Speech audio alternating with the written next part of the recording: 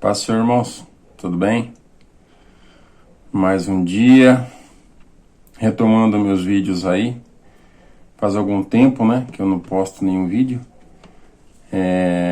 Muitos afazeres, muitas coisas aí eu acabei dando uma parada. Mas, segundo a vontade de Deus, segundo aquilo que Deus tem colocado no meu coração, né, eu quero retomar, fazer mais alguns vídeos. E vou estar postando lá no nosso canal.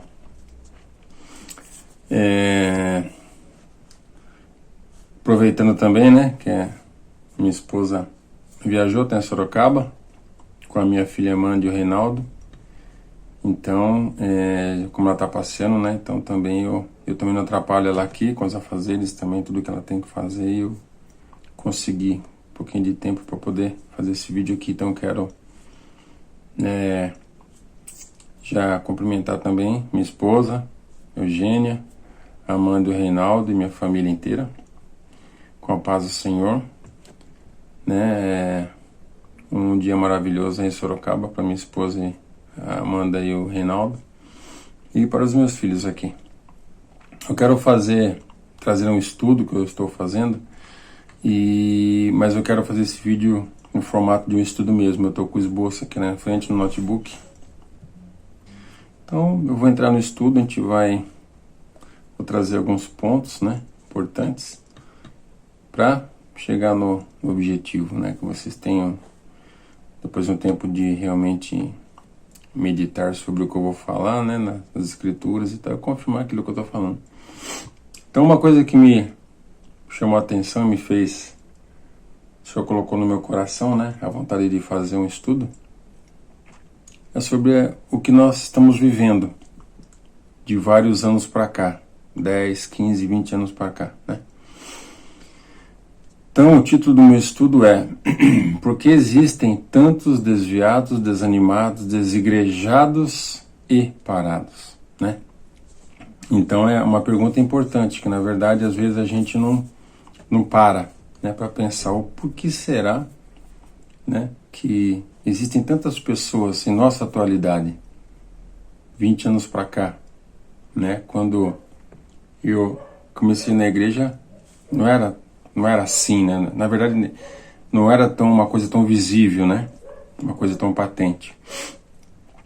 Quando o Senhor me levou 20 anos e poucos atrás. Mas a gente percebe que de lá para cá começou a ter, né, mais situações desse tipo. Tanto que agora os desigrejados, né, estão aí, é uma realidade. Muitas e muitas pessoas, né, pararam, não querem mais, né, congregar, né, na igreja como instituição, perderam, não sei, a confiança, né, o crédito, e esse estudo justamente para a gente conversar sobre isso. Então essa é a pergunta, né? Por quê, né? Porque realmente existem tantos desviados, desanimados, muitos, até crentes. Eu vou mais além aqui, né? Que eu não coloquei no título, mas eu vou mais além. Crentes depressivos, né? Essa pandemia nos trouxe um cenário que crentes totalmente desesperados, né? Perderam a fé, se é que um dia tiveram, né? Aí a gente começa a ficar na dúvida, né? Porque a Bíblia diz que pelos frutos nós conhecemos quem nós somos, né? Então, se a hora que ou melhor, quando chega o momento de nós sermos provados, nós não temos fé, será que nós tínhamos fé? Né? Porque as provas, elas vêm justamente para nos provar, né? Para ver se nós vivemos o que nós falamos. Muitas vezes eu vejo, né, irmãos, abrir a Bíblia, ler um trecho e aplicar aquele trecho ali na vida dele, daquela comunidade, como se a pessoa que escreveu para ele, que ele estava realmente vivendo aquilo, então a pessoa lê como se estivesse realmente ela vivendo, né? Agora precisa ver se realmente isso é verdade, porque o escritor, ele colocou uma coisa que ele vivia, e às vezes nós lemos como se nós vivíssemos, né? Mas é mentira, a gente não vive na verdade, né? Não todas as pessoas, né? Mas é interessante isso, a gente fala uma coisa que de repente da boca para fora. Então, para iniciar esse estudo, né, eu quero abrir um parêntese aqui. Na verdade, quando falamos de desviados, desanimados, desigrejados e parados, eu não quero aqui falar dentro desse parênteses, né, de pessoas que nós conhecemos, que vieram à igreja simplesmente atrás de uma bênção, atrás de uma cura, né? Isso, na verdade, na época de Jesus, já esse tipo de gente já existia, né? Muitos foram os que foram curados e não retornaram para agradecer, né, a Jesus ou para reconhecer que realmente eles tiveram uma bênção, né? Simplesmente só queriam aquilo. Então, nesse parêntese, eu não estou falando com vocês, nós estamos conversando aqui sobre essas pessoas, que essas eu sei que realmente não tem compromisso, nunca tiveram compromisso. São pessoas que pulam de religião para religião, né, em busca de uma solução momentânea para os seus problemas, né, mas na verdade, se eles alcançam ali a resposta para o problema, eles até permanecem um pouco lá, né? E depois eles saem também, porque na verdade eles só queriam resolver o seu problema.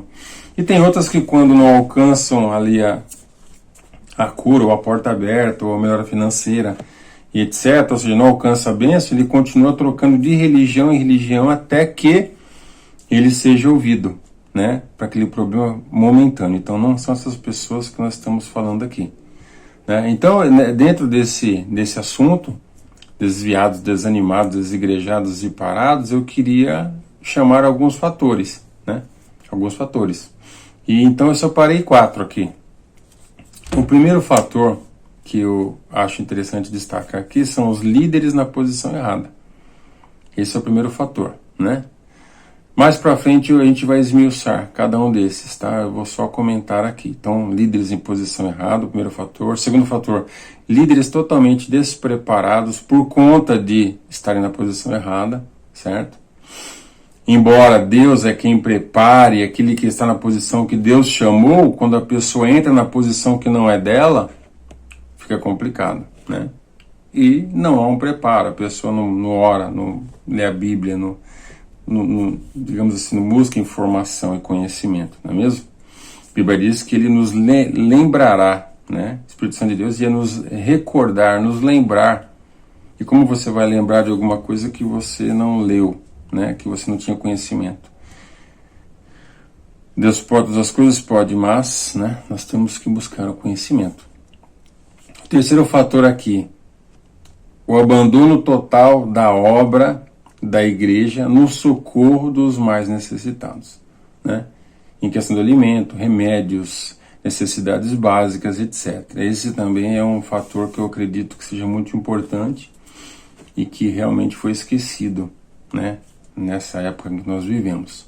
E o quarto fator que também é muito importante infelizmente, tem sido uma luta travada, né, diante dos ministérios que ainda existem, que pregam a verdade, que se esforçam em trazer à luz, né, desmascarar, aliás, todas as falsas doutrinas, as heresias e falsos ensinos, né? Então, há uma luta para poder fazer isso, porque na verdade, até hoje foi ensinado o evangelho da facilidade, o evangelho, que não é o evangelho na verdade, uma palavra branda, né, uma palavra de bênção, de vitória, isso sem mudança nenhuma, sem transformação nenhuma, simplesmente venha para Jesus que ele vai mudar a sua vida, entendeu? Sem compromisso nenhum com Deus. Então, o quarto fator é o que? A influência de programações heréticas.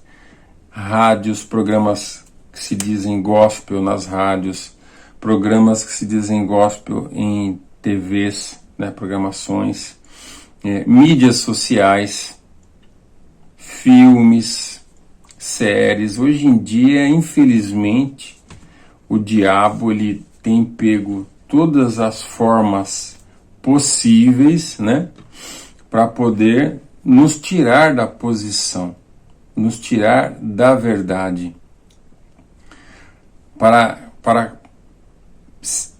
poder, né, para poder desviar, né, desviar aquele que está buscando a verdade. Hoje é difícil você realmente achar o verdadeiro evangelho, porque está muito bagunçado, tem muitas falsas religiões, muitas seitas que infelizmente estão destruindo o caminho da verdade. E graças a Deus que Deus é aquele que a cada tijolo tirado do caminho ele vem e coloca 2 tijolos, né? Através de ministérios novos que ele tem levantado justamente para poder desfazer aquilo que o diabo tem tentado fazer, né? Então são esses 4 fatores que mais para frente eu vou esmiuçar um pouquinho. Então vamos continuar nosso estudo aqui. Infelizmente a igreja como instituição física, logo que a teologia da prosperidade e confissão positiva apareceram, que isso é realmente o grande problema, né? Daí que vem, essa vertente que vem o grande problema da igreja chegar onde nós estamos hoje, com tantas pessoas com uma fé minúscula, né? Pessoas desanimadíssimas, né? Ou paradas, até chegar num ponto de ser um desigrejado, que perder totalmente a credibilidade de uma instituição religiosa que ele tem que fazer parte como corpo de Cristo. Simplesmente ele para. Por quê? Né? Vamos continuar aqui. Então, infelizmente a igreja como instituição física, logo que a teologia da prosperidade e a confissão positiva apareceram, começou a criar membros fracos. Pois, sem perceber, começou a absorver falsos ensinos destes pregadores heréticos que apareceram. Olha que interessante isso aqui, a gente tem que prestar atenção. Sendo assim, estes membros criados com o evangelho de barganha e facilidades acabam por acabar com a fé. Né? Olha que interessante isso, né? Na verdade, quando essas igrejas, vamos dizer igreja, mas são comércios, falsos ministérios que se dizem evangélicos, se levantaram, né, há 20 anos para cá, com a teologia da prosperidade, da confissão positiva, eles começaram a criar o quê? Pessoas fracas, pessoas sem fé. Nós vemos na história da igreja que o povo cristão, eles faziam questão de sofrer pelo evangelho, né? Olha que interessante. Eu vi até uma situação, um professor comentando, que se alguém falasse, olha, se algum cristão passar nessa calçada aqui, manda matar esse cidadão. Tinha fila de cristão para passar ali para querer morrer em favor do evangelho. Então eles sofriam, né? Sofriam por amor ao evangelho. Como disse, né? Até um grande homem de Deus, né? O sangue dos mártires, né? É a semente, né? Do povo de Deus hoje. Foi a semente. Só que de 20 anos para cá, essas falsas teologias apareceram, o povo começou a acreditar e crer em um Deus que lhe faz tudo, né? Sem precisar de uma mudança de caráter, uma mudança nossa, uma integridade, né? Então as igrejas que outrora pregavam o verdadeiro evangelho começaram a absorver estas mensagens, né? Começaram realmente a acreditar nessa barganha, nesse toma lá da cá, confissão positiva, determinar, tomar posse. Se eu não determinar, não vai acontecer. Se eu não tomar posse, não vai acontecer. Então as igrejas que outrora pregavam a verdade começaram a absorver essas falsas teologias, né? Toma posse, determina. Se você der, Deus vai dar 1000 vezes mais, né? E dentro disso, desses 20 anos para cá, essas igrejas que outrora realmente pregavam a verdade começaram a trazer o quê? Mensagens triunfalistas, né? Com um ar de que nós não somos daquela igreja, nós pregamos a verdade aqui. Só que nós percebemos que todas as pregações passaram a ser o quê? Triunfalistas, motivacionais. Aquele irmão tá meio tristinho, vou ver uma mensagem aqui que eu vou motivar ele. Entendeu? Ou seja, começaram a seguir os padrões daquelas igrejas. E o pior não é isso, né? O pior, olha que interessante como a gente às vezes não consegue enxergar as coisas. Dentro dessas ministrações, né, elas começaram a se tornar não cristocêntricas, mas mais com Cristo no centro, mas sim antropocêntricas.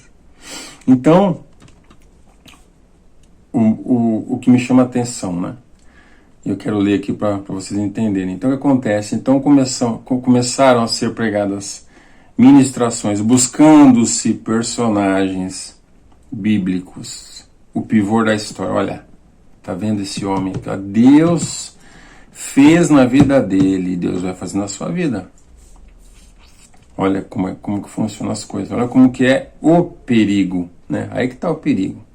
Olha, Daniel, ele foi jogado na cova dos leões. E você, quando for jogado na cova dos leões, o leão não vai pegar você. Ou seja, estou prometendo uma coisa que... Será que é verdade? Será que eu posso prometer isso? O mais interessante é que essas ministrações, elas não puxam o antes. Daniel orava 3 vezes por dia, mesmo diante da afronta do rei, que disse que ninguém poderia orar a outro Deus. E isso ninguém fala. As ministrações são só a parte B do disco. A parte A ninguém fala. A parte da renúncia, do sacrifício, né, da idoneidade, da santidade. Não, isso não preciso falar. Eu só falo a bênção. Ou seja, o que aconteceu? Na verdade, isso nos traz o quê? Pessoas fracas. Né? Fracas, porque qualquer coisinha acontecer, pronto, Deus me deixou, Deus me abandonou. Eu perdi emprego, nossa, Deus não me ama. Por isso que as pessoas estão fracas hoje. Não pode acontecer nada que pronto, Deus abandonou. Ou seja, Deus, neste evangelho herético da prosperidade, da confissão positiva, Deus é obrigado a fazer tudo o que você quer e ponto final, mesmo se não quiser. Olha, né? Como é, né? Às vezes a gente não enxerga isso. Então vamos lá. Então, dentro dessa história que eu falei para você, eu quero fazer um comparativo aqui. Então, a Bíblia está recheada desses exemplos, como eu falei, a situação de Daniel. Né? Então, olha que interessante aqui.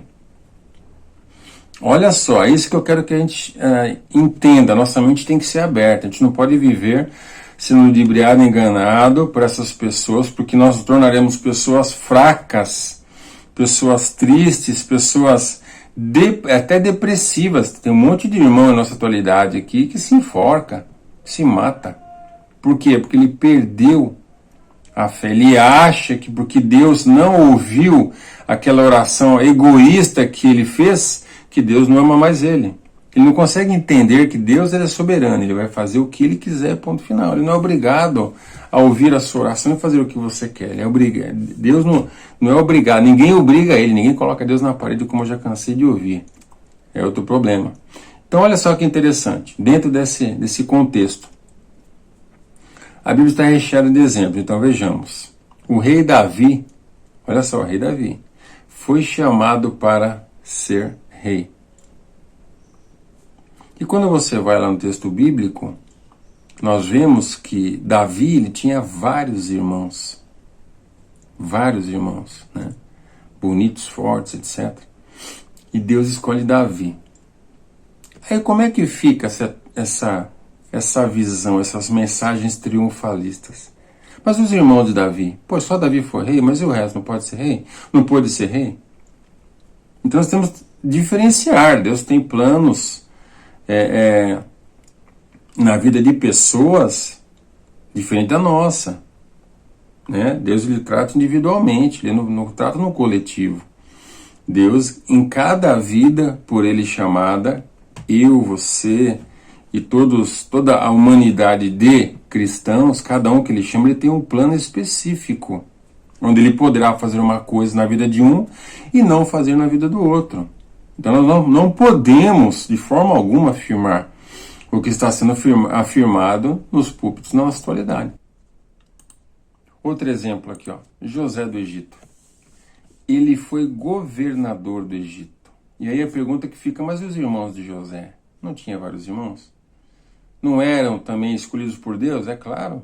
Deus levantou José para salvar a sua família, porque a promessa que Deus fez a Abraão, quando Abraão olhou para o céu e viu as estrelas, e Deus fala, ó, essa é a sua descendência. Então se José, Deus não levanta José para entrar no Egito, virar governador e salvar o seu pai e seus irmãos do deserto, a promessa de Deus ia acabar ali.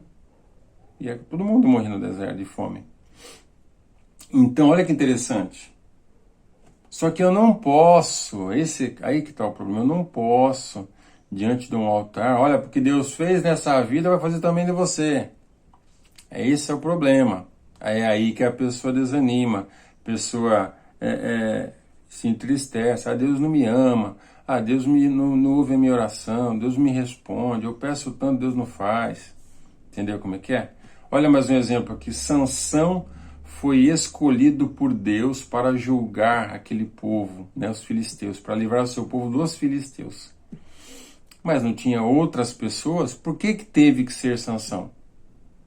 Mesmo nós conhecemos o final da história, né, Deus chama Sansão. Mais uma história aqui, os apóstolos. Jesus chamou 12 apóstolos, não foi 10, não foi 9, não foi 13, não foi 14.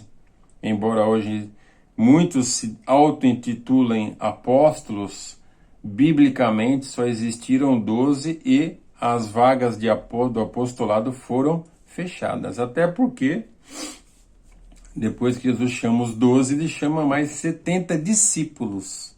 Jesus não chama os outros 70 de apóstolos, mas sim de discípulos. Então, 12 apóstolos. Aí a pergunta é, por que foram Mateus, Marcos, Lucas, por que foram essas pessoas? Por que não foram outras? Por que não foi outras pessoas desses 70 em vez desses apóstolos? Né? Então nós temos que entender, esse é um grande problema, né, em mensagens que eu tenho visto, que justamente o que elas fazem? Elas criam expectativas. O maior problema na vida de um ser humano, isso psicologicamente falando, e nós temos que nos atentar para isso, é criar falsas expectativas. Existem pessoas que são ansiosas, né? Uma das obras da carne dele é a ansiedade. Ele fica... Se você falar que, olha, daqui uma semana eu vou te dar um presente, não vou falar o que é. Esse camarada não vai dormir. É uma semana acordado, pensando o que é, aquele desespero, pode aumentar a pressão, se tiver pressão alta, pode passar mal. Então, líderes religiosos hoje, simplesmente para não perder, porque na mente dele, as mensagens motivacionais, você vai conseguir, você vai vencer, você vai ganhar, vai atrair pessoas, e realmente vai atrair pessoas. A pergunta é, será que essas pessoas vão ficar? Porque quando eu te chamo e eu te faço uma promessa, e essa promessa ela nunca se cumpre, é uma promessa não cumpriu, é 2 não cumpriu, é 3 não cumpriu, eu logo vou atrelar as promessas a quem? A Deus, e não ao pregador ou ao profeta que falou. Eu vou falar, não, Deus não me ama, Deus não está me ouvindo, Deus não está nem para mim, porque o diabo vai começar, e aí, cadê essa promessa? Cadê essa promessa? Tá vendo? Deus não te ama, Deus não gosta de você, você foi esquecido por Deus, Deus não está nem para você, entendeu? Então esses pregadores não conseguem enxergar o mal que eles estão fazendo. O câncer que eles estão criando nas pessoas quando se cria uma expectativa e uma falsa expectativa. É isso que nós temos que entender. Fora isso, fora essas falsas esperanças, essas falsas expectativas que hoje são geradas nos púlpitos, e justamente essas falsas expectativas são o que estão criando crentes fracos. Por quê? Porque ele atrela a vida dele àquela bênção. Se aquela bênção não vier, para ele acabou o mundo. Eu vou deixar de ser crente, chega, Deus não está me ouvindo, e ele desvia, ele para, né? Ele vira um desigrejado, porque ele desacreditou de Deus. Mas na verdade o culpado não foi Deus, foi o pregador, porque Deus nunca falou. Deus nunca mandou nenhum pregador comparar a vida de alguém e falar, se fez na dele, vai fazer na sua. Isso é um absurdo. Isso não é bíblico, né? Só que Fora isso, nós temos que entender o seguinte: quando o próprio Deus, né? E aí nós vamos entrar novamente em pessoas que são fracas, desviadas, etc. Tá? Ou seja, a parte dos pregadores foi essa que eu falei. Agora eu quero trazer também a parte, né, das pessoas, dos ouvintes também. Existe, vamos dizer que 80% do erro da parcela de culpa é dos ministrantes que levam essas mensagens que foram absorvidas de seitas e heresias de confissão positiva e tantas, né, tantas essas outras que têm se achegado como a teologia da prosperidade, etc., né? 80% do erro está nos pregadores, só que existe também o erro do ouvinte, do membro, né? E eu quero chamar sua atenção para isso. A palavra de Deus nos mostra, né? Isso nós temos que entender bem. Eu quero ler com você aqui para você entender, né? Uma coisa muito importante. Então a palavra de Deus mostra o seguinte, que existem, eu separei aqui, mais dois fatores que são responsáveis por Deus fazer ou não aquilo que Ele quer na sua vida.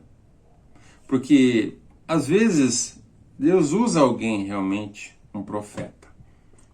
E Ele fala individualmente com você: olha, eu vou fazer isso na sua vida, isso, isso, isso. Várias promessas.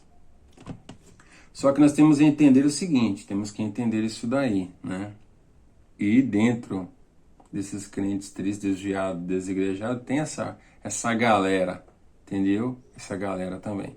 Que Deus falou, porém ela não se enquadrou em dois requisitos que eu quero falar aqui. Vou falar agora, dois requisitos, dois fatores, tá bom? O primeiro é o tempo de Deus. Então, quando Deus fala que Ele vai fazer alguma coisa na sua vida, Ele te promete alguma bênção, algum cargo, alguma situação, você vai ser pregador, que você vai ser levita, que você vai viajar o mundo inteiro, etc. Existe o tempo de Deus. Esse tempo ele não vai ser mudado. Tá? Tantos e tantos irmãos aí. Ah, Deus prometeu tal coisa, eu vou entrar na campanha para Deus apressar. Campanha nenhuma apressa Deus. Campanha nenhuma acelera Deus. O tempo de Deus é de Deus e ninguém vai fazer Deus ultrapassar o tempo. Porque Ele é dono do tempo, é Ele quem determina. Eu quero ler com você aqui, olha só, tempo de Deus. Em Eclesiastes, capítulo 13, versículo 1, diz o seguinte: tudo tem o seu tempo determinado. O tempo já está determinado. Olha aqui, importante. E há tempo para todo propósito debaixo do céu. Propósito. Deus é um Deus de propósitos. Então, quando Ele te chama, Ele tem o tempo determinado por Ele determinou, para o quê? Para o propósito dele na sua vida. Naquela promessa que Ele fez para você, né? Mais ainda, olha o que Jesus ainda fala. Tá? Nós lemos lá Eclesiastes 3:1. Olha o que Jesus fala. Olha só. Em Atos, livro de Atos, capítulo 1, versículo 7. Jesus fala para os seus apóstolos. Olha só que interessante. E disse-lhes: não vos pertence saber os tempos e épocas ou estações que o Pai estabeleceu. Quem estabeleceu? O Pai, pelo seu próprio poder. Então há um tempo para todas as coisas, há um tempo para o propósito de Deus na minha e na sua vida, quando Ele usou um profeta para falar com você a Bíblia individualmente, porque Deus não fala, né? É o que eu falei, Deus não fala com uma multidão. Hoje a bênção chegou para vocês, irmãos, 100 irmãos na igreja. É complicado. Eu não posso fazer isso. Olha, eu vejo Deus curando todo mundo na igreja. Eu vejo Deus curando uma pessoa na igreja. Pronto, todo mundo entrou em parafuso que ninguém sabe quem é. E todo mundo vai abraçar a bênção para ele. Essas são as profetadas, as mensagens que levam o crente ao desânimo, à tristeza, né? Depressão. Então vamos lá. Há um tempo determinado. Deus determinou um tempo para o propósito dele na sua vida. Quem que determinou aqui, ó? O Pai estabeleceu pelo seu próprio poder. Então Jesus nos orienta que o Pai estabeleceu os tempos e épocas que ele vai trabalhar na sua vida, né? Que ele vai fazer a obra a qual ele te chamou. Então a primeira coisa, né? Desses 20% que param, chega, eu tô cansado, não dá mais. Ele não esperou o tempo de Deus, em primeira coisa. Detalhe, se foi Deus quem falou, ele não esperou o tempo de Deus. Ele quis acelerar o processo. Vamos entender, irmãos, né? Humanamente falando, uma coisa bem simples aqui. Vamos entender.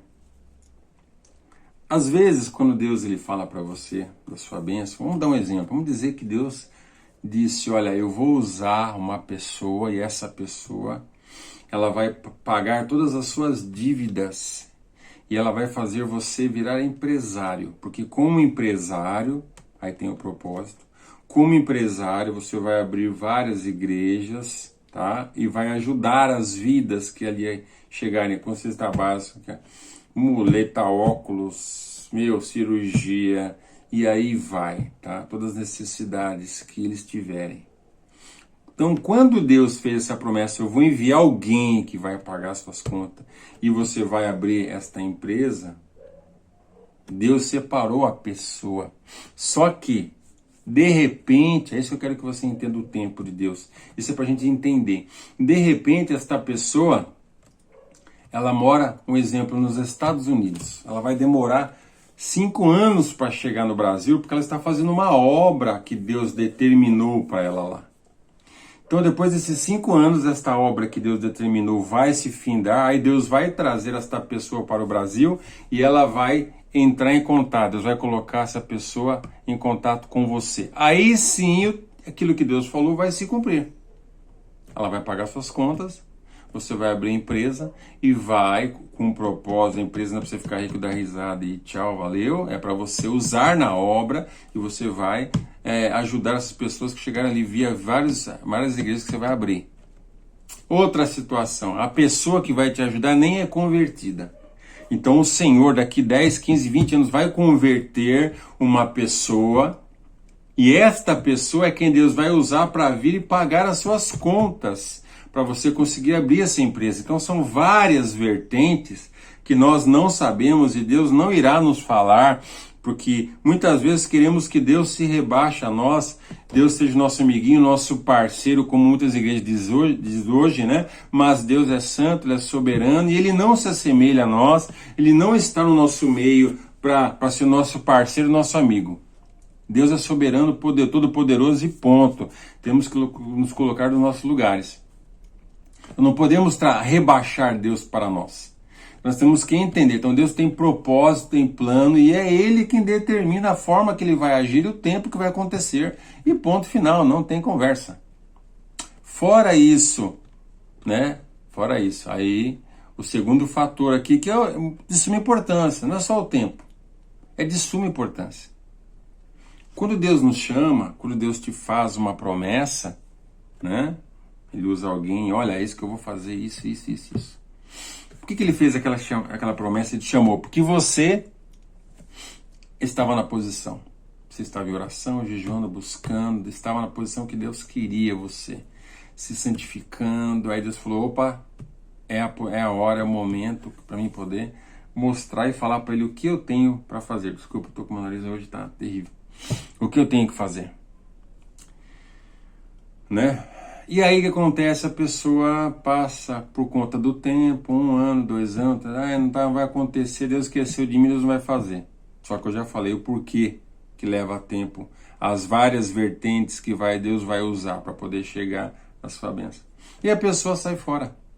Mas olha só que interessante, 2 Crônicas, capítulo 7, versículo 14, 15 e 16, diz que nós temos que ter uma posição constante com Deus. Para que Deus possa, depois do tempo que Ele determinou, cumprir o que Ele falou para nós. Então diz assim o texto, 2 Crônica, capítulo 7, versículo 14, 15 e 16. E se meu povo, que se chama pelo meu nome, se humilhar, primeira coisa, se humilhar. se humilhar diante de Deus e dos homens. Aí eu não me humilho para ninguém, que ninguém não baixa a cabeça, que eu não levo bronca para casa, eu já resolvo na rua. Não é convertido, né? Não é crente. Então, se o meu povo, se o cristão, que diz aqui, que se chama pelo meu nome, somos nós, cristãos, né? Se humilhar diante de Deus ou qualquer autoridade, qualquer ser humano, e ponto final. A humilhação. Jesus se humilhou, o Criador dos céus e da terra foi humilhado diante de seres desprezíveis, pecadores que ele criou. Ele permitiu a vida, ele poderia estalar os dedos e todo aquele sinédrio cair sem um pingo de ar, cair morto ali, né? Então, se humilhar, orar, sem cessar, orar. Buscar a minha face. Buscar o Senhor. Senhor, eu quero orar, é buscar, eu quero te ver, Senhor. Eu quero ter um contato íntimo, eu quero sentir tua presença. Eu quero ter visões do céu, Senhor. Eu quero sentir o Senhor me tocando. Isso é buscar, de desejo de estar na presença de Deus, estar na igreja, em vigílias, em consagrações. E o principal, não é principal, os 4 são, mais um. O que muitas vezes a pessoa perde a bênção, né? Que diz aqui, e se converter de seus maus caminhos. Ou seja, quando Deus fez a promessa, estava uma bênção, buscando, orando, buscando a face de Deus, orando, e estava se convertendo de seus maus caminhos. Porém, por conta desse tempo da promessa se alongar, ele para de orar, para de buscar o Senhor e não se converte de seus maus caminhos. Volta a mentir, volta a ser ganancioso, mentiroso, cobiçoso e por aí vai. Porque Deus, as promessas que ele nos faz, elas são, como eu diria, elas tem que ter uma contrapartida. Me fugiu a palavra, tem que ter uma contrapartida. Deus te promete, porém, você tem que corresponder, né? Olha, continuando o texto que ele fala aqui, né? Então, se o meu povo se chama pelo meu nome, se humilhar, orar, buscar a minha face, se converter dos maus caminhos, então, aí sim, se vocês fizerem isso, aí sim, então eu ouvirei do céu. Ouvirei o quê? As suas orações que vocês estão fazendo. Perdoarei os seus pecados, porque a Bíblia diz que os nossos pecados fazem separação de nós e o nosso Deus, para que não nos ouça. Eu vou deixar no texto aí, no vídeo, essa palavra. Então ele perdoa, ele nos ouve, porque ele nos perdoa os nossos pecados, e sararei a sua terra, a sua vida, a sua situação financeira, a sua situação íntima com a sua esposa, os seus projetos, os seus sonhos que eu coloquei em você, não os seus próprios sonhos, né? E continua aqui, falando, agora estarão abertos os meus olhos sobre a sua vida, sua família, seus negócios, seus projetos, que é segundo a vontade de Deus, e os meus ouvidos atentos à oração que se fizer, onde você estiver. Entendeu? Porque agora escolhi e santifiquei esta casa, você é a casa de Deus, para que o meu nome esteja nela perpetuamente. E nela estarão fixos os meus olhos, o meu coração, todos os dias. Olha que promessa maravilhosa. Porém, toda promessa de Deus, lembrei, é condicional a nós. Nós temos que corresponder. Tirando as determinações soberanas de Deus, que não tem condição, quando ele faz promessas para nós, são promessas condicionais. Nós temos que corresponder, né? Olha que interessante. Por quê? Porque quando Deus ele fala, você estava na posição, aí tem o tempo determinado. E nós esquecemos, nós cansamos. Porque às vezes nós cansamos, né? Também. Porque cansamos de ouvir, Deus vai fazer, viu? Olha, Deus tal, Deus vai abrir porta, Deus vai não sei o que lá, Deus vai não sei o que, Deus vai curar, Deus vai... Entendeu como é que é? E não é o tempo. Vamos supor que Deus te prometeu, vou abrir uma porta, igual eu falei, que daqui 10 anos, só que Deus não falou o tempo, eu vou abrir uma porta e você vai ser próspero, porque você vai abrir um ministério que vai salvar almas e almas e almas. Só que Deus sabe que daqui 10 anos Deus não vai te falar. Várias situações que eu te falei para você, né? A situação dos Estados Unidos, a pessoa não se converteu, como eu já falei. O que acontece? Aí, nesses locais, né, que trazem esses pregações triunfalistas, ele começa a te minar, ó, vai chegar a bênção, vai chegar a bênção, vai chegar a bênção. E você, na ansiedade, poxa, não chega, não chega, não chega, não chega, você acaba esquecendo aquilo que Deus falou. Em primeiro lugar. Em segundo lugar, você, por conta de esquecer, você começa a parar de orar, para de santificar, para de buscar Deus e volta a fazer as coisas erradas que você fazia. Aí, diante disso, né? Como você não correspondeu, você vai cair o quê? Esses 20% caíram no quê? Em Jeremias capítulo 18, versículo 7 ao 10. Muito importante, né? Então, vamos entender aqui. Aqui é Deus falando. No momento em que falar contra uma nação, Deus falando, e contra um reino, para arrancar e derrubar, e para destruir. Se a tal nação, porém, aí que eu falei para você, é a correspondência, porém, contra a qual eu falar, se converter da sua maldade, também eu me arrependerei do mal que pensava fazer-lhe. Olha como Deus é maravilhoso e longânimo quando há uma correspondência daquele que ele fala, quando a pessoa corresponde prontamente. E ele continua aqui. Jeremias capítulo 18, versículo 7 ao 10. No momento em que eu falar de uma nação e de um reino para edificar e plantar, ou seja, quando Deus profetizar, olha, eu vou fazer na sua vida isso, de bênção, de vitória, pá. No momento em que eu falar de uma nação e de um reino para edificar e plantar, e tudo isso que eu falei, se fizer mal diante dos meus olhos, esta nação, se essa nação parar de orar, se converter, santificar, buscar o Senhor e se converter dos seus maus caminhos, não dando ouvido à minha voz, continuando no texto, então me arrependerei do bem que tinha falado que lhe faria. Então a pessoa que Deus fez a promessa, né, e ela volta atrás, ela para de orar, para de santificar, para de jejuar, não lê mais a palavra, volta a fazer as coisas erradas, ela vai entrar nesse texto de Jeremias capítulo 18, versículo 7 ao 10. Deus não faz aquilo que ele prometeu que iria fazer. E aí o culpado é a pessoa, Deus não é o culpado.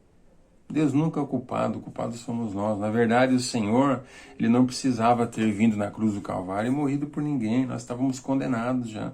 E ponto final. Ele é tão maravilhoso que, na verdade, mesmo assim, ele veio, né? Ele veio e se deu por nós. Tão pecadores como nós éramos, não é mesmo? Então agora eu quero comentar os 4 fatores que eu falei no início, né? Caía dos pregadores, né? Da instituição, digamos assim, que infelizmente tem trazido, né? Tem trazido essas pregações triunfalistas, vai vencer, você vai ser amanhã, vai ser ontem, você vai vencer, venceu e tal, etc. Na verdade, nós somos mais do que vencedores em Cristo nas coisas espirituais e nas materiais, naquilo que Ele quiser que nós consigamos também no tempo determinado por Ele, e se nós estivermos na posição como nós lemos aqui. Então, o primeiro fator que eu falei lá, né?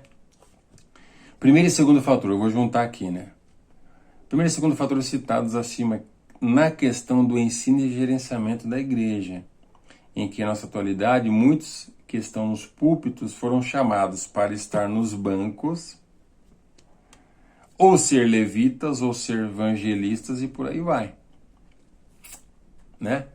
Infelizmente, esta inversão de posições, que talvez em uma análise rápida ou superficial possa até parecer uma coisa simples, não é. Temos que entender que é de suma importância que cada um fique na posição ministerial a qual foi chamado.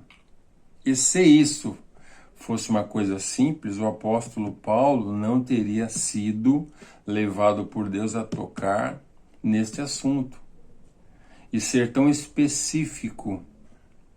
Então Paulo foi muito específico na sua primeira carta aos Coríntios. Vamos ler o texto para a gente entender o quão importante é aquele que Deus chamou estar na posição correta e não na posição que alguém achou.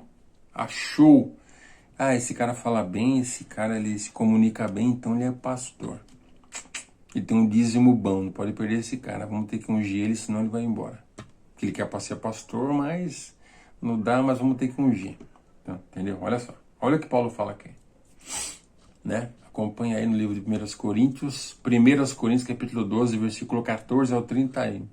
Diz assim: porque também o corpo não é um só membro, mas muitos.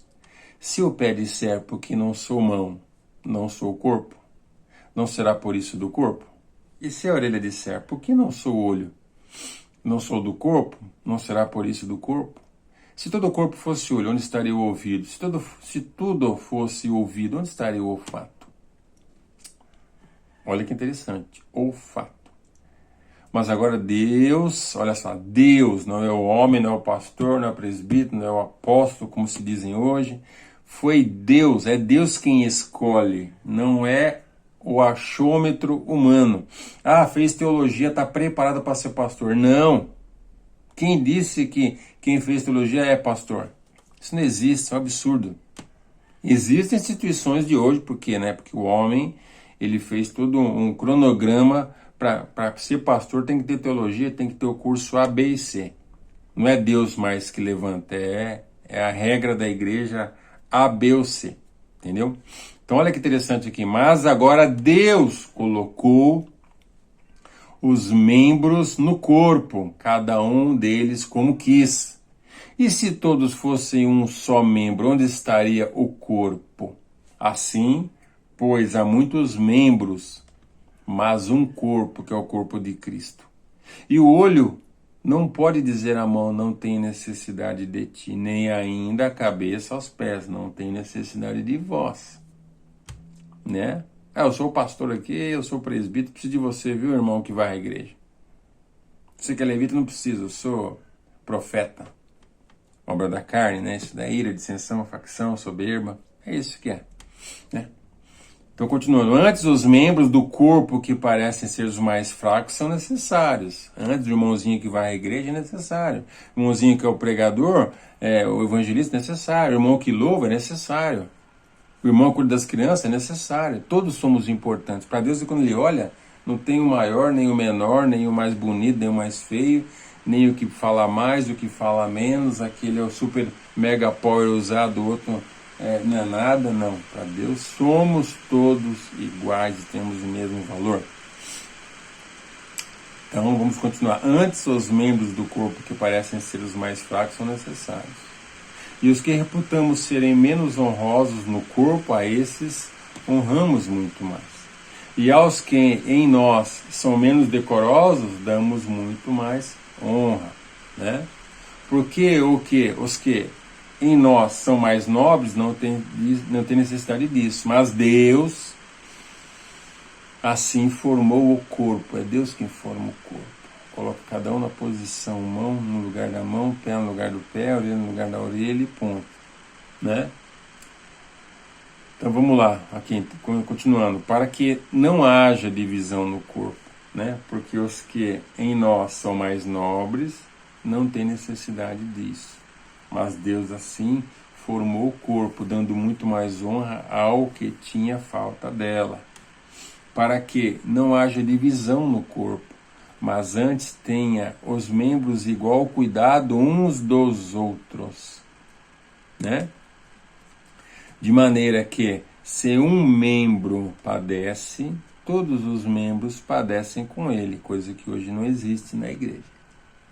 Se um membro, né, nessas igrejas que nós sabemos que infelizmente o foco não é mais o evangelho verdadeiro, é triunfalista, né, meu, toma posse, e aí vai, né? E se um membro é honrado, todos os membros se alegram com ele. Ora, vós sois o corpo de Cristo e seus membros em particular. E a um pôs, olha aqui, e a um pôs Deus na igreja. Primeiramente apóstolos. Quem colocou? Deus. Deus na igreja, não é o homem que se intitula. Deus colocou primeiramente apóstolos, em segundo lugar profetas, em terceiro lugar doutores, depois milagres, depois dons de curar, socorros, governos, variedades de línguas, ponto. Porventura são todos apóstolos? Não. São todos profetas? Não. Né? São todos doutores? Não. São todos operadores de milagres? Também não. Tem todos o dom de curar? Tudo essa é uma pergunta que está feita no texto, né? Falam todas diversas línguas? Interpretam todos? Portanto, procurai com o zelo os melhores dons. Então, os melhores dons, nós podemos pedir ao Senhor, embora a Bíblia diz que é o Espírito Santo quem reparte conforme o que Ele quer. Mas nós podemos procurar os dons e não o ministério. O ministério é Deus quem dá, quem levanta apóstolo, pastor, presbítero e por aí vai, é Deus, não é o homem. Agora os dons nós podemos buscar, né? Portanto, procurai com os melhores dons e eu vos mostrarei um caminho mais excelente. 1 Coríntios, capítulo 12, versículos 14 ao 31. Então, nós temos que entender que quando Paulo fala disso, ele dá uma importância muito grande, coisa que a gente às vezes não se atenta, né? Então, olha só isso. Vamos imaginar duas situações aqui rápidas. Imagine que um piloto de avião seja colocado em um hospital para realizar 10 cirurgias, por mais simples que sejam. Agora vamos imaginar que o médico desse hospital, no mesmo dia, seja colocado em um avião com 500 passageiros, o qual terá que levá-los a outro estado ou outro país com esta aeronave. Aí a pergunta que não quer calar, né? A pergunta que fica, o que aconteceria, irmãos? Ou seja, o apóstolo deixa claro que o olho não pode tomar o lugar da boca, a boca não pode tomar o lugar do pé e por aí vai. Esta informação não nos foi transmitida ao acaso, isso nós temos que entender, né? Vemos que ao mencionar o olho, a orelha, os pés e outros órgãos, intencionalmente ele quis trazer à tona atributos e funções de cada órgão. Olha como Deus ele foi minucioso através de Paulo aqui. E isso a gente sai atropelando tudo e não entende nada. Fica bagunçando, a igreja está uma bagunça, porque não atenta para esses detalhes. Isso não é uma coisa nova, eu não estou falando um evangelho novo, eu estou falando o que está na Bíblia e a gente atropela. Passa que nem uns loucos por cima e não está nem aí. Então olha só que interessante, né? Então ele quis trazer à tona o quê? Os atributos e funções de cada órgão, comparando estes, né, a cada dom ministerial dispensado por Deus, né, na vida de cada membro do seu corpo. Logo, ao colocar este membro em uma posição errada na igreja, isso trará sérias consequências e às vezes até danos irreparáveis, né? Como eu falei, hoje em dia tem um monte de crentes se enforcando, tirando a vida, depressão, um matando o outro, sai da igreja e nunca mais volta.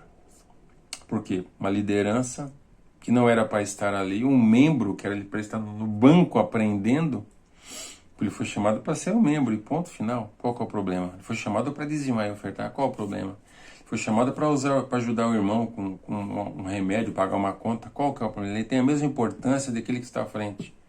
Não há diferença. Todos nós somos corpo, só existe uma cabeça que é Cristo e ponto final.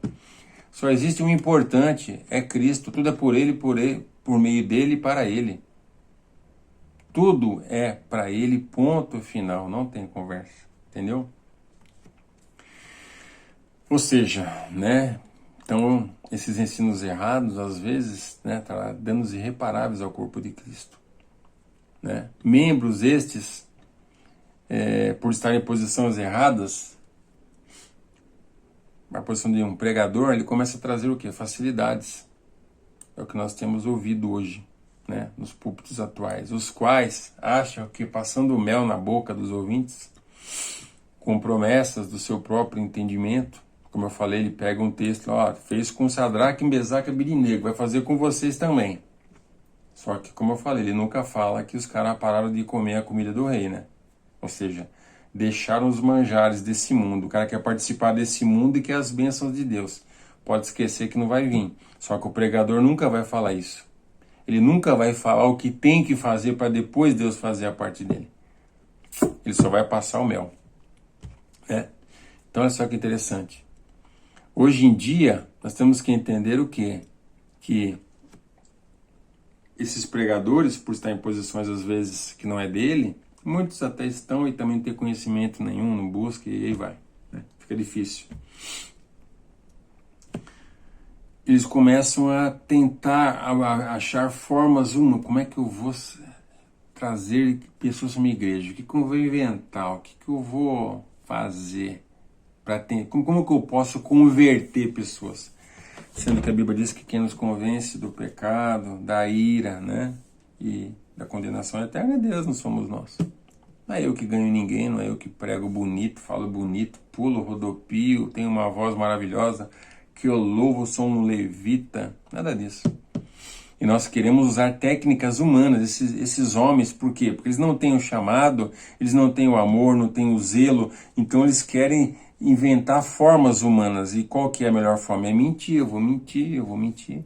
E eu mentindo ali, eu vou trazer um monte de gente.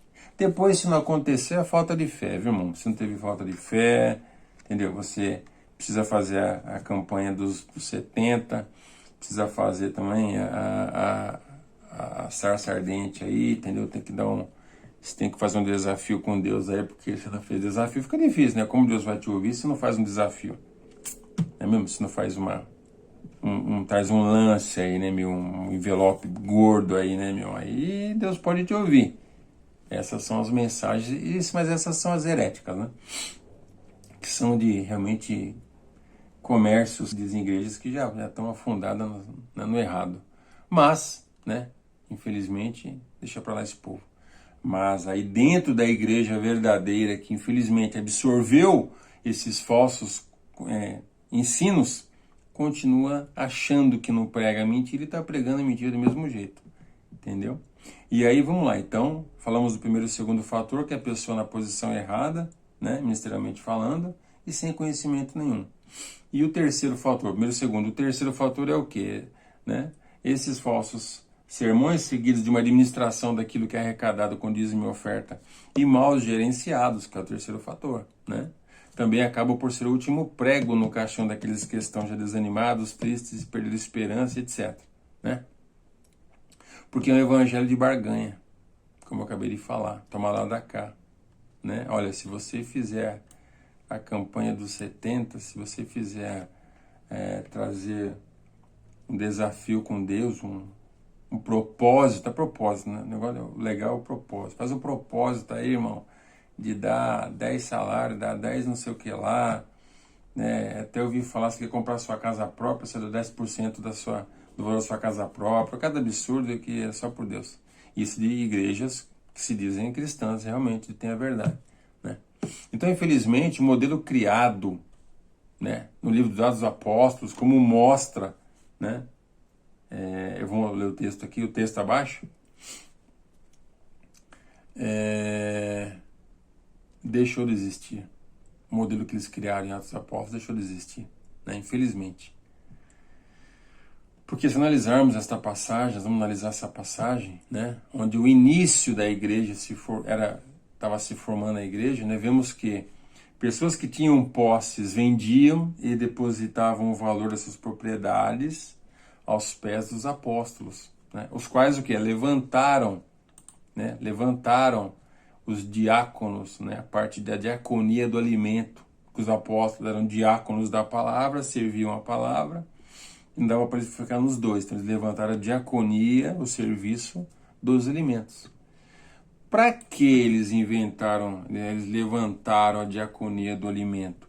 Para poder pegar aquele dinheiro que era depositado aos pés deles e suprir as necessidades. Então, o terceiro fator aqui que a igreja hoje peca é justamente nisso. Deus levantou uma igreja para que aquilo que ele começou a fazer, Jesus ele pregava, ele curava, né? E ele alimentava. Então são 3 obras, não é pregar. Ele pregava, curava e alimentava. E essa área, infelizmente, a igreja atual esqueceu. A igreja só quer pregar e mais nada. Pregar, me traga o dízimo, me traga a oferta, me faz um envelope aí, ajuda, mas na hora que você precisar de ajuda, esquece que você não vai ter. Ponto. Não vou dizer todas, estou aqui para gerenciar, né? Para falar que todas são assim, né? De forma alguma.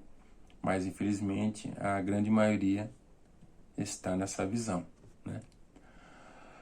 Então vamos ler o texto aqui, Atos dos Apóstolos, capítulo 4, versículo 32 a 35, que é o modelo da igreja, né? Que era para existir hoje, mas infelizmente não existe. E era o coração e a alma da multidão dos que criam, o mesmo coração, mesmo pensamento, a mesma fé, a mesma visão e direção. E ninguém dizia que coisa alguma do que possuía era sua própria, mas todas as coisas lhe eram comuns. E os apóstolos davam com grande poder testemunho da ressurreição do Senhor Jesus. Em todos eles havia uma abundante graça. Não havia, pois, entre eles... Aí vamos voltar para a igreja atual. Não havia, pois, entre eles quem? Os cristãos da época, necessidade alguma. Nenhum necessitado existia entre eles. Porque todos os que possuíam herdades, não é o pobre, é o que tinha herdades, ou casas, vendendo-as, traziam o preço do que fora vendido e o depositavam aos pés dos apóstolos. E repartia-se a cada um, ou seja, o dízimo e oferta que entrou para os apóstolos, repartia-se, devolvia-se para os necessitados da igreja, coisa que hoje esquece. Entrou aqui, valeu, obrigado, fui... Estamos fazendo obra de Deus. Valeu, viu? Tchau. Nunca mais você vai ver. E repartiam-se a cada um segundo a necessidade de que cada um tinha. Tá vendo? Então, o dinheiro que entra na igreja, o terceiro fator, que desanima, que entristece, que esses desigrejados cansaram, foi de dar dinheiro, dar oferta, dar um envelope aqui, fazer um desafio ali. E não retorna nada. A igreja não socorre. Um Natal, um Ano Novo, né? Tem membro da igreja que não tem não vou falar peru, vai. Bom seria. Mas não tem um frangão para comer, não tem um panetone, entendeu? Não tem uma boneca, nem que for aquela de plástico mais horrível da 25 de março. Não tem uma bola, aquelas de leite, para dar para o filho. Não tem uma ceia de Natal, uma ceia de Ano Novo. E a igreja não está nem aí. O irmão dizimou e ofertou o ano inteiro.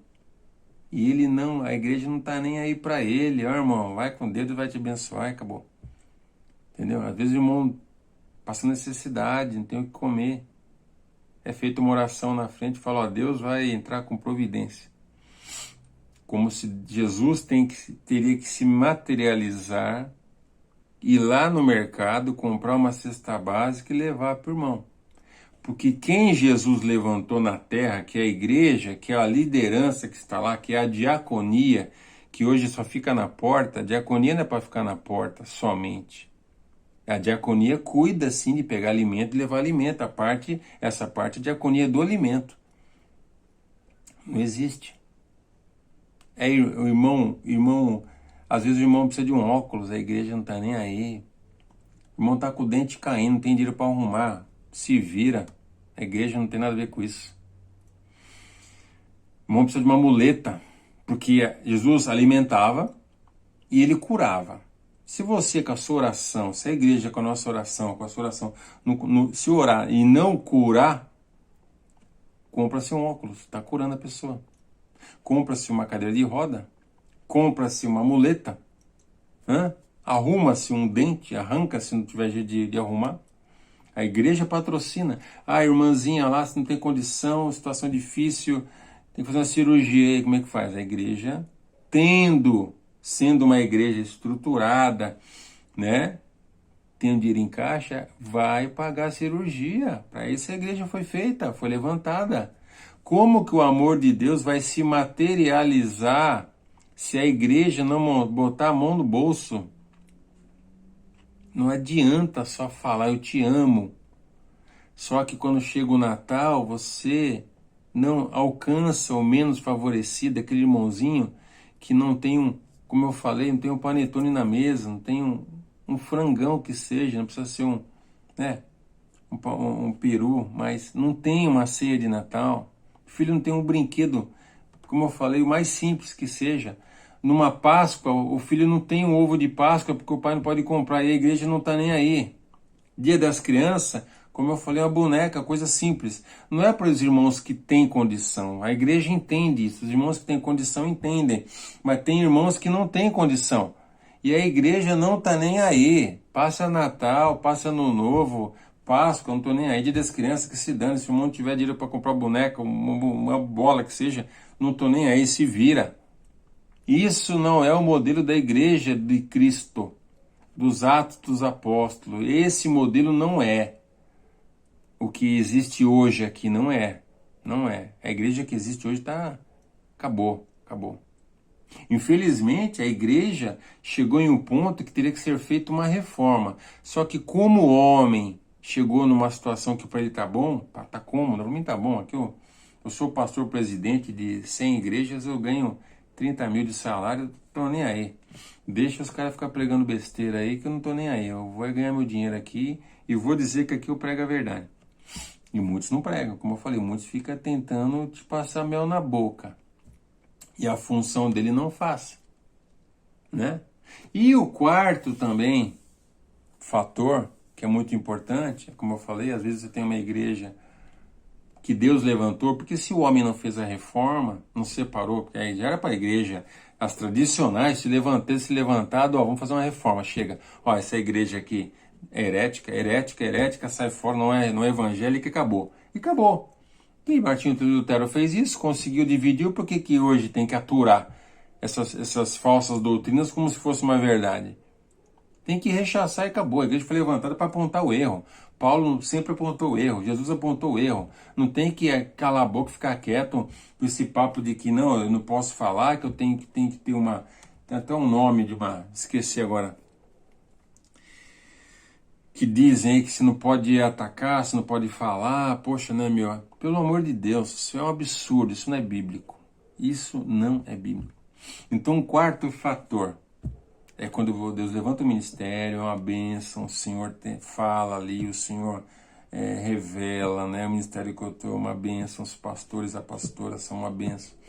E aí o abençoado sai do culto, vai para a casa dele, e ele liga o rádio dele, ele liga a televisão dele, programinha gospel dele, ouvindo porcarias, heresias, coisas que não tem nada a ver.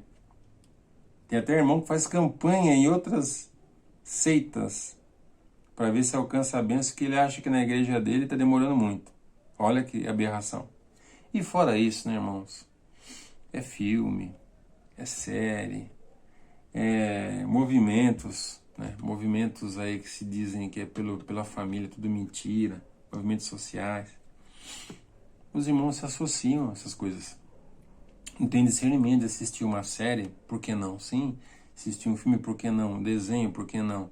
Né? Mas temos que ser regrados. Poxa, isso que falou nesse filme não é verdade. Poxa, meus filhos vão assistir? Ou nesse desenho, poxa, isso daí tá tirando o foco do Deus eterno.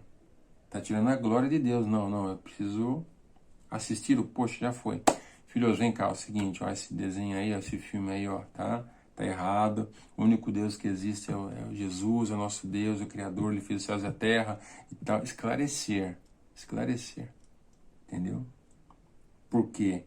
Porque dentro dessas programações, tanto de rádio gospel, TV gospel, série, filmes e etc., existem pessoas que são levadas pelo diabo justamente a ensinamentos errados. O próprio apóstolo Paulo, aqui para a gente finalizar, diz, né? 1 Timóteo capítulo 4, versículo 1 ao 2, diz dessa forma: mas o Espírito expressamente diz que nos últimos tempos apostatarão alguns da fé, dando ouvidos a espíritos enganadores e a doutrinas, ensinos de demônios. Os demônios usam pessoas em vários segmentos da sociedade, vários, entendeu? Sociais, filmes, mídia, entretenimento, jornal, comunicação em geral. O diabo é terrível, ele está aí para entrar nas casas e arrebentar tudo. A verdade é essa. Continuando aqui, 1 Timóteo capítulo 4, no versículo 2 agora, ali 1 e o 2. Pela hipocrisia de homens que falam mentiras, tendo cauterizada a sua própria consciência. Ou seja, são pessoas que pregam isso dentro da igreja, como eu falei, passando mel na boca. Ele acha que ele levar essas mensagens para ele tem que ser assim, ponto final, está cauterizado, não entra mais outra coisa, para ele tem que ser isso e acabou no próprio entendimento, está cego no entendimento errado dele, ponto final. E em 2 Timóteo, para nós terminarmos aqui no capítulo 4, versículo 1 ao 4, também o apóstolo, ele deixa claro, né? Sua carta a Timóteo, sua segunda carta. Conjuro-te, pois, esse ele falando para nós, diante do Deus e do Senhor Jesus Cristo, que há de julgar vivos e mortos. Para quem acha que não tem, né, julgamento dos mortos, está enganado. Na sua vinda, quando Jesus vier, e no seu reino, no reino de Jesus. Que pregues a palavra, que nós que conhecemos a verdade, preguemos a verdade. Instes a tempo e fora de tempo, redarguas, repreendas, exortes com toda longanimidade e doutrina e ensino. Que pregues a palavra, né? Por quê? Porque virá tempo, nós já estamos nesse tempo, em que não suportarão a sã doutrina. Muitos desses povos que estão aí tristes, desanimados, desigrejados, estão aqui. Não suportarão a sã doutrina, não suportarão a verdade, não suportarão saber que para receber tem que se converter, 2 Crônicas 7,14, sim, tem que esperar o tempo de Deus, tem que estar em contínua oração, jejum, busca, consagração, certo? Olha só, porque virá um tempo que não suportarão a sã doutrina, a verdade, mas tendo coceira no ouvido, comichão, amontoarão para si doutores conforme as suas próprias concupiscências, seus desejos. Eu quero ouvir que eu vou ficar rico. Ele vai atrás de igrejas, comércios, que dizem, vem aqui, faça uma campanha, faça um envelope aqui, faça um desafio que aqui você vai ficar rico. Olha só, e esse povo desviará os ouvidos da verdade, voltando às fábulas, às historinhas. Aqui tem Deus, hein? Aqui Deus faz, aqui Deus cura, aqui Deus deixa o povo rico, Deus faz um monte de coisa. 2 Timóteo, capítulo 4, versículo 1 ao 4. Então, irmãos, que a gente possa meditar em tudo isso que foi falado, ficou meio extenso, mas é aquilo que o Senhor colocou no meu coração, para que amanhã ou depois nós não façamos parte, né, dessas pessoas, esses desviados, animados, igrejados e parados, achando que Deus não ouve, que Deus não responde, que Deus não está nem aí.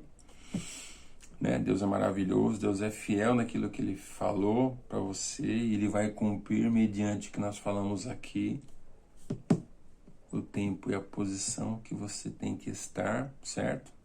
E se continuar esperando, Deus tem melhor para mim e para você, amém? E no tempo determinado por Ele, tudo aquilo que Ele nos prometeu irá se cumprir. Então Deus abençoe, fiquem na paz do Senhor, até o nosso próximo vídeo.